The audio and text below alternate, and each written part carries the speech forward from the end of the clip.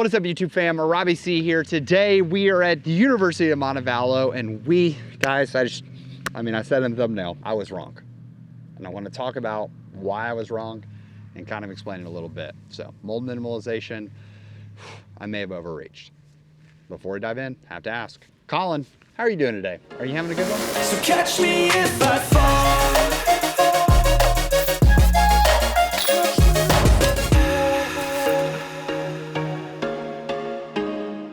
All right, so let's talk mold minimalization. What is mold minimalization? And then I have a little experiment that I'm wanting to run out here for you guys just to see why I'm wrong, why I believe what I did. So mold minimalization is the idea that when you look at your bag, you have a grid right here. We'll say like a blank grid.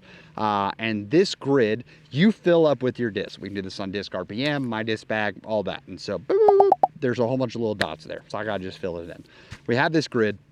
And on the grid, mold minimalization is the idea that we have a mold in disc golf, such as the Buzz.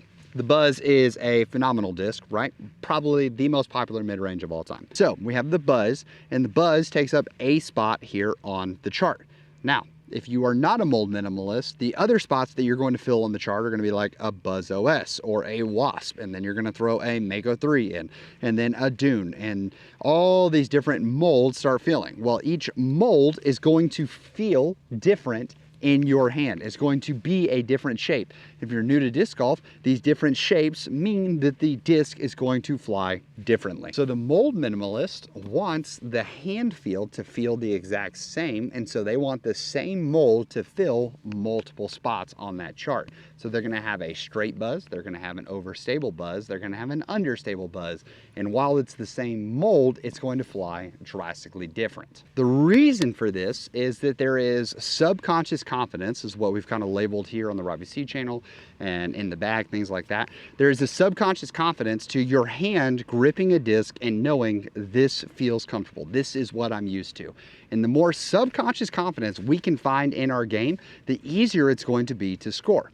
But subconscious confidence can backfire for a lot of people when things start to overlap. I have been someone who in the past has certainly said, even if you go back to the Crave and Servo video versus Passions and Stalkers that we did last week, I feel most confident personally when I have mold minimalized in my bag.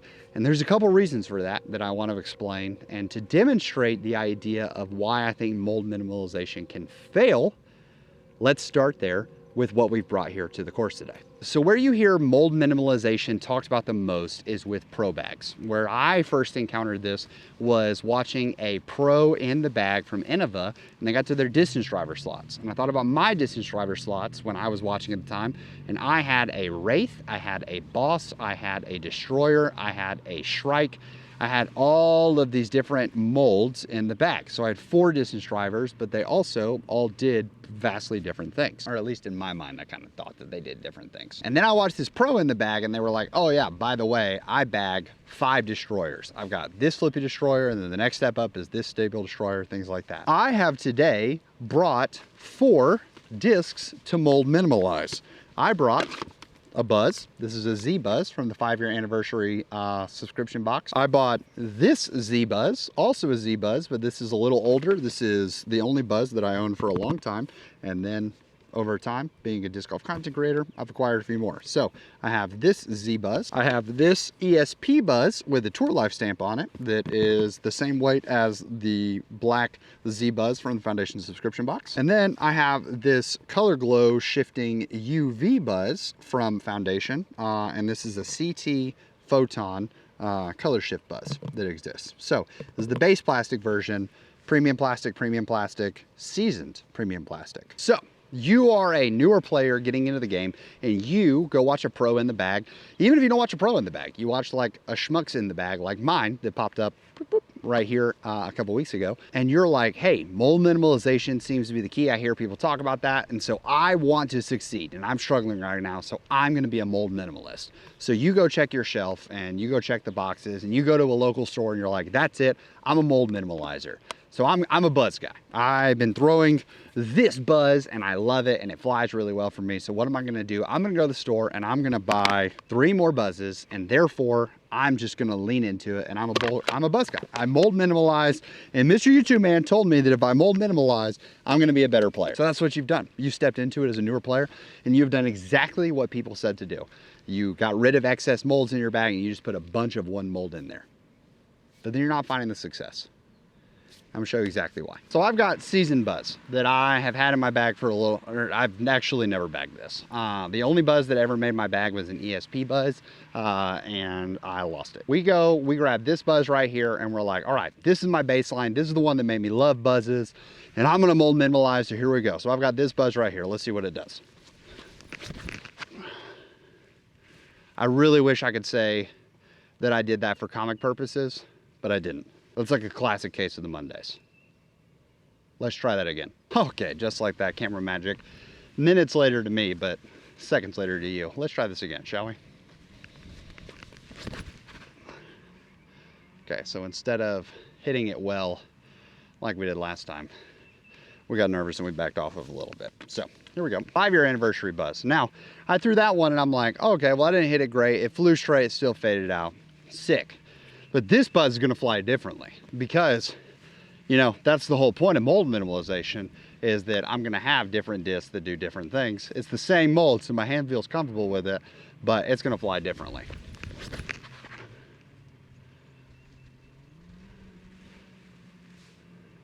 Interesting. For flying differently, it landed eerily close to the other one. But this is ESP, so those were both Z, and everyone tells me that Z plastic is more overstable. So ESP plastic, this is gonna be straighter than the other two, for sure, for sure, for sure.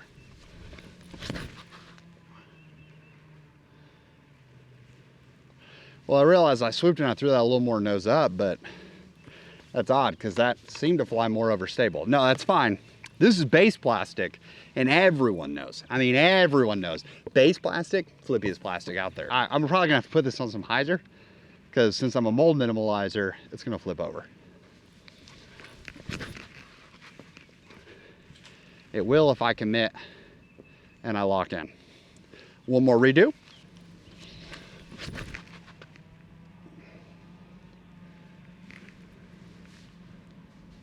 Well, that's weird because for base plastic, it still seemed to fade at the end. Maybe Mr. YouTube Man was just wrong because I mold minimalized, but none of this is working. We threw all 4 buzzes, and other than the one that we threw more nose up than the others, the flight wasn't eerily different. In fact, it seemed like we probably got a hold of the CT Photon, the baseline one, more so than we got a hold of the other ones. And it was perfectly between the beaten one and the new Z.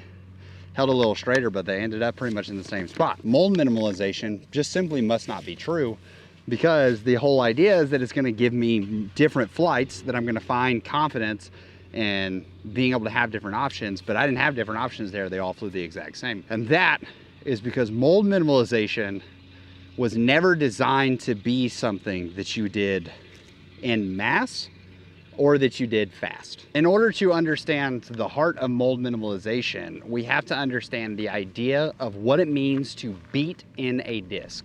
Now, when we say beat in a disc, we don't mean that you're taking this disc right here and you're just like destroying public property with it, or even standing on top of a tee box and just like whack, whack, whack. You can season in a disc a multitude of ways. Some of them artificially done, others, you know, over natural wear and tear. And I'll let you debate on the legality of either of them according to the PDGA. But like I said, this buzz is the oldest buzz that I own. But just because it's old doesn't mean that it's necessarily seasoned. Sure, it has like a couple nicks and things like that. And even if you look at the top, it definitely has some natural like quote wear to it. And I usually just keep this around for if friends want to try a challenge of like, oh, we want to do like discraft only. Or if I'm going to say that I'm a disc golf YouTuber, probably need to have at least a buzz in my collection. When you beat in a disc, that means that it has been thrown enough times, and that can change based on how much power you threw it with, what courses you played it with. Did you play it at a course that had a lot of trees to hit, things like that? Such as this, normally I am taking the forehand out and around all of these trees to the basket that's down to the right. But because we have buzzes, I'm not gonna try to forehand these buzzes. I'm gonna take them up the middle, which means that I'm now bringing all of these trees into play rather than dodging all of them going out and around. That means there's a higher chance that I'm gonna hit a tree, which every time, because these are plastic, that they hit the ground, even if it's soft grass, there is, quote, a little bit of seasoning happening to them. And if we hit a full tree full power, we're definitely seasoning them in.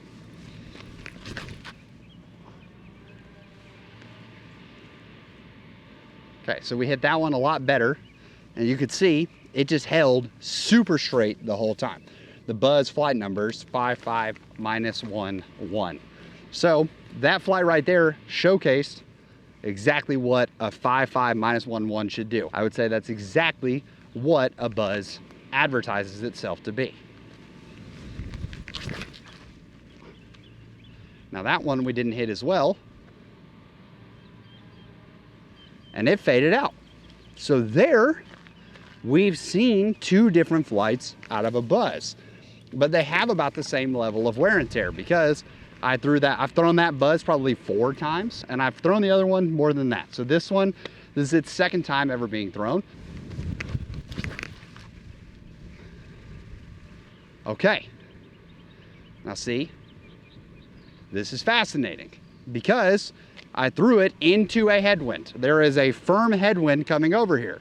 And that's now the second time that I've thrown that ESP buzz, and it's fading. It's fading a good amount. It's certainly flying different. And that one I actually felt like I hit pretty decently well, and it held straight, didn't turn at all. So where does this leave us with mold minimalization on the immediate? Let's address the first problem, mold minimalization done en masse. So we have 2 throwing examples of me throwing all of these side by side. Doing this en masse, if I take all of these discs and I put them in my bag, and I'm not a player who's playing a ton. Let's say I'm only getting out twice a week, which still might be more than lots of folks get. Some of you may only get 1 round a week. So I only get that 1 round a week, and I may be playing with friends. What if they don't allow 2 shots off the tee? Well, now, even if I threw a different one of these every single time, I only get to see those throughout 4 holes. And that's if there are 4 holes that actually ask for a flat buzz shot, just trying to see what's gonna happen. Which, if you're playing a course that lets you 4 holes in a row throw just a flat buzz shot, it's probably not the most entertaining course to play in the world, which I can understand probably why you don't go out there and play that much. The second hole, the one that we played here on video, didn't even really ask for a flat buzz shot. You just kind of have to make a flat buzz shot work, and it's like 230 something feet. So I'm not even trying to yam on these full power to get the buzz here. So if I do these in mass and I don't find myself out of the field, the hard part is that I'm rarely going to see the differences between these.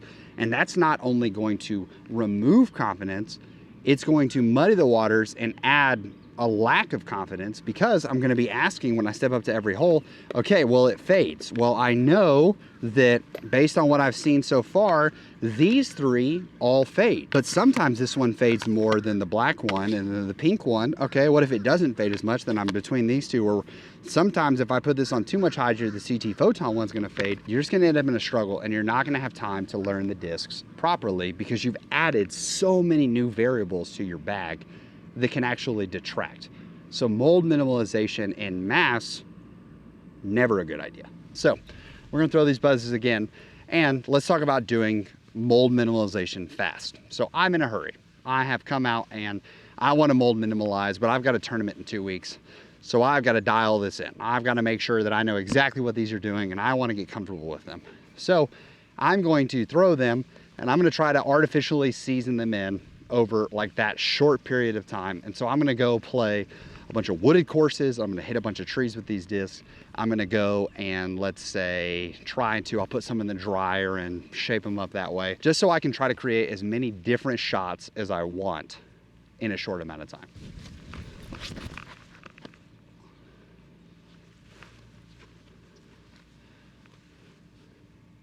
I mean, I really do like that blue one, just how dead straight that is. What I'm seeing amongst these 3 buzzes is that the blue one is by far the most straight. Okay. Well, that's fascinating, right? We're already seeing over a couple throws that I'm getting these a little more dialed. Because now our stable one faded about 3 or 4 feet left of our straight one. See how the baseline does. Not that great if we don't hit it with any power. It faded the most, but it got hit the worst, and it landed on some rocks. So now it's gonna be seasoned in. But what if I really like trying to season it in really fast? How is that bad for mold minimalization? The player who succeeds the most in disc golf is the player who is most confident and consistent. You can have confidence, but if you don't have consistency, then you're not gonna be able to get out there and score as much as you would want to. I can be super confident in my ability to hit a line, but if I'm not consistent in my ability to hit that, confidence doesn't get me strokes on the scorecard. This is why we practice putting as much as we do, is because it builds consistency in that stroke, and when things aren't going well, we can fall back on that consistency and find confidence in that we've practiced. Now, let's carry that over to the other side where it's consistency exists, but I don't have the confidence. And that is where people who shift their bag around a whole lot and they don't throw a ton of shots can truly find inconsistency in what they're looking for, because they just don't have confidence. And when I don't have confidence, my body is going to tense up or change or however I'm going to adjust because I don't have the confidence, which is going to make the consistency even harder to find. To me, a great example of this is if I think about my own bag and I think about pigs. Precious Child is what I call my beat-in, super understable pig. And why I have confidence is because when I first discovered pigs back in late 2020, early 2021, I decided I want to throw pigs. And so who did I know that threw a lot of pigs? Ricky Wysocki. So I went and bought 2 2020 Tour Series Ricky pigs. Those are the ones that had a tank on them. I lost that one. Went to put another pig in my bag. I put a seafoam bluish green pig in my bag with a tank pig. And you guessed it, guys. That's the same pig that is now Precious Child. That disc has been with me for over 3 years in my bag. So, would you say that I have a lot of confidence when I throw that disc? For sure. In fact, I'd argue that I've probably thrown that specific pig more than some people who have been playing the disc golf game for less than 6 months have thrown shots in their collective career. I have a ton of confidence in that pig. But here's the issue, is that that pig does not fly like a pig. In disc golf, when it comes to building your bag, it is a relationship of trust between you and the disc. When you throw that disc consistently, or when you throw that disc often, do you trust that that disc is gonna do what it says it's gonna do? And even if it doesn't fly anything like the flight numbers, because we all know flight numbers can be a little bogus sometimes, when you throw that specific disc, does it fly how you want it to fly? If you want a disc that when thrown on hyzer stands up and rides straight and then falls down, have you found a disc that every time you need that shot, when you throw it, it does that if you throw it well? If the answer is yes, then that disc probably is good and should go in the back. That's what pigs do for me. But the thing about plastic, and as you've seen even throughout this video, as I'm throwing the discs more, I'm getting more comfortable with them, how I throw it is going to adjust a little bit. And I have to ask this all-important question, which is pivotal to mold minimalization. Do I trust this disc? That is the question. Because when the answer to that question becomes maybe, I should start looking at some different factors. But if the answer becomes maybe for that, I have to ask, am I not trusting it because I'm asking it to do something that it no longer does? Or am I not trusting it because I cannot reliably execute any shots with this disc? We have to understand that a disc in the cycle of its life being in your bag is going to shift on where it belongs. That is the heart of mold minimalization. Precious Child does not fly anything remotely close to a pig, but I have extreme confidence in that disc, and so therefore it doesn't hold a slot in my bag that a traditional pig would. There's another pig on the other end of the spectrum that does fly like a pig. But then I find that when I use those for a little bit, they season in to be a little straighter. But I kind of like that shot as well, and I trust that disc to do that shot.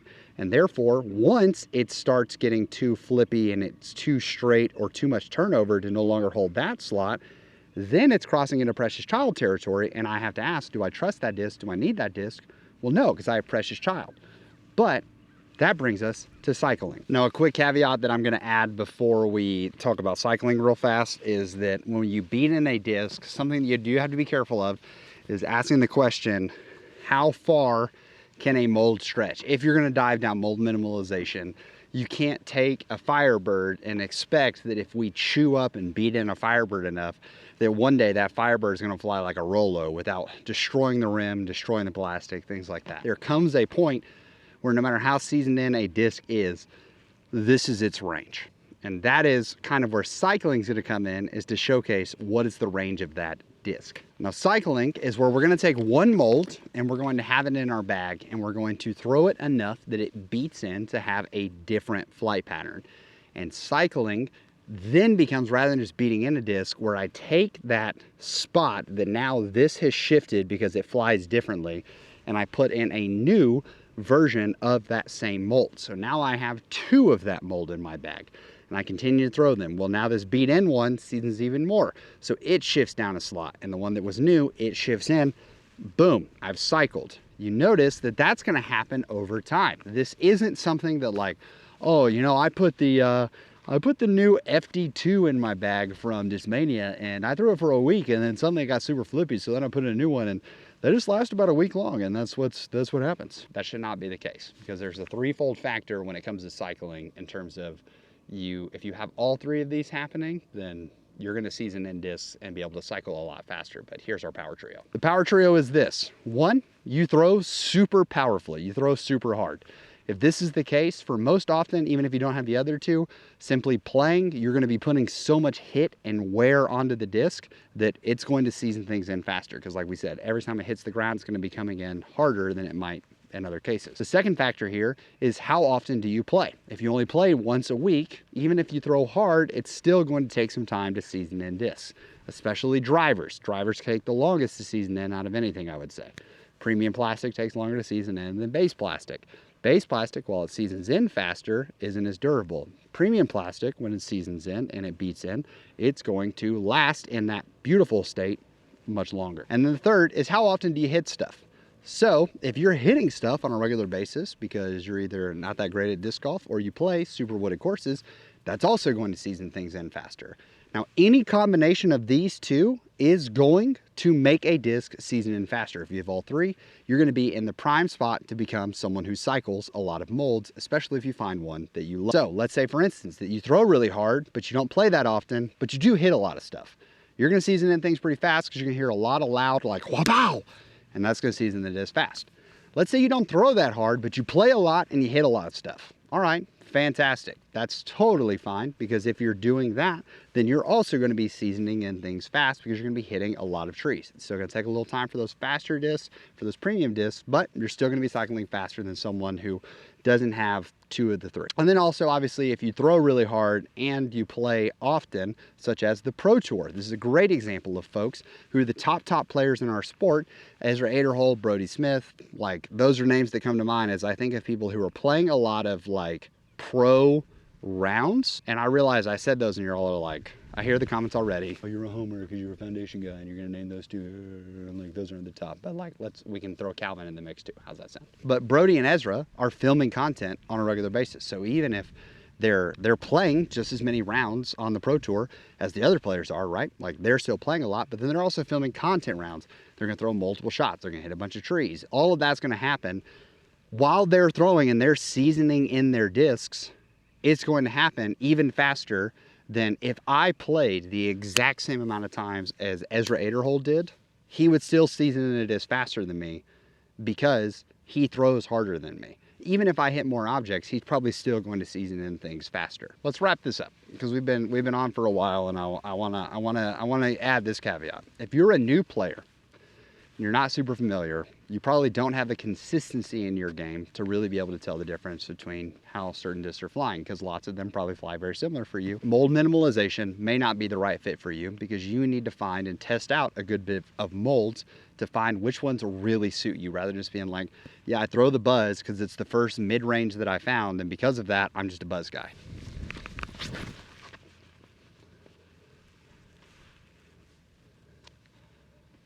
If you're someone that you don't get to play that often, I'm gonna say mold minimalization, probably also not for you. It's gonna take you so long to season in a disc. If someone hands me a brand new disc, most often I'm gonna throw it, and I'm gonna throw it not only for one round, I'm gonna throw it for several rounds. Let's throw this shot, and I'll tell you like a little rule of thumb when it comes to when should a disc make it.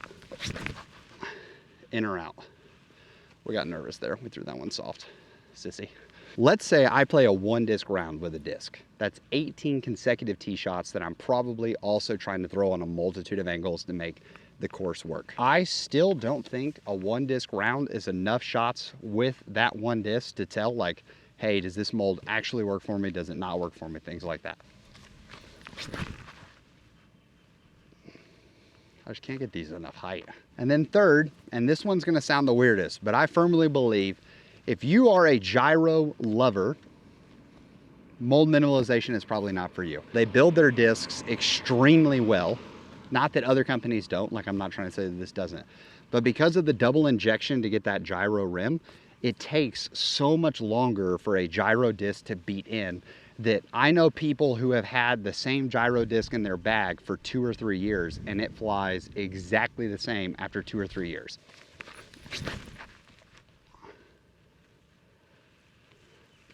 Now I will say this, if you are a person that plays a lot and you play a lot of tournaments, I think mold minimalization is definitely something you should consider. When you're out there and you're throwing shots after shot after shot, mold minimalization inherently requires cycling.